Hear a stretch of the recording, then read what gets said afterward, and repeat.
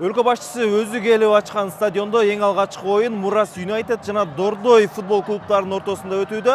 Мындагы стадион 5000 орунга ылайыкташса, анда келген көрүүчүлөрдүн саны 10.000ге чамалашат. Ал эми элдердин маанайы жогору, анткени Кара Суудагы стадиондун курулушу көптөн бери күтүлүп жаткан болчу.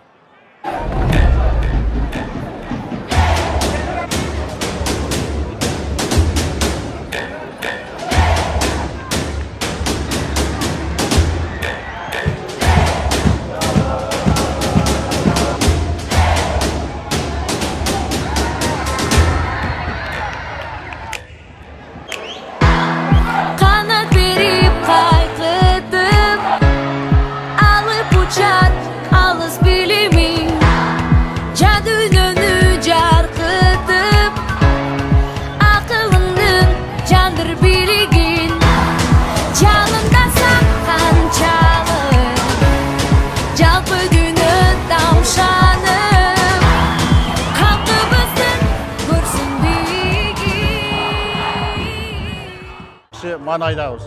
Ел жұрт барды, жашоо жакшы. Ушундай стадион болсо көп футболисттер, спортсмендер чыгат.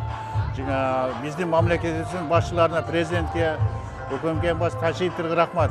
Ушу элдин азыр жашоолоруна ушуларга көңүл буруп берип атат. Азыр эң жакшы ушуларга рахмат айтабыз. Тынч болсун, мамлекет өнүксүн, өссүн. Жакшы болуптур, баары жакшы. Айланалар бүт, баардыгы жаңыланыптыр. Ошо бул да болсо Кыргызстандын, өзүбүздүн, Кара Суу районубуздун оңолгонуна биз ушинтип жаштарыбыз өнөсө берсин. Бүгүн биздин Кара Суу районунда курулган стадион мындай акыбал нерселер да бир таштанды эле болуп кеткен эле да. Мына сонун болуп көркүнө чыгып, биздин Кара Суу районунун 90 жылдык юбилейи болду. Ошо юбилейдин аркасында мына биздин жакшынакай стадионубуз бүттү. Мына миңдеген адамдар келип 5000 орындык стадион бүттү.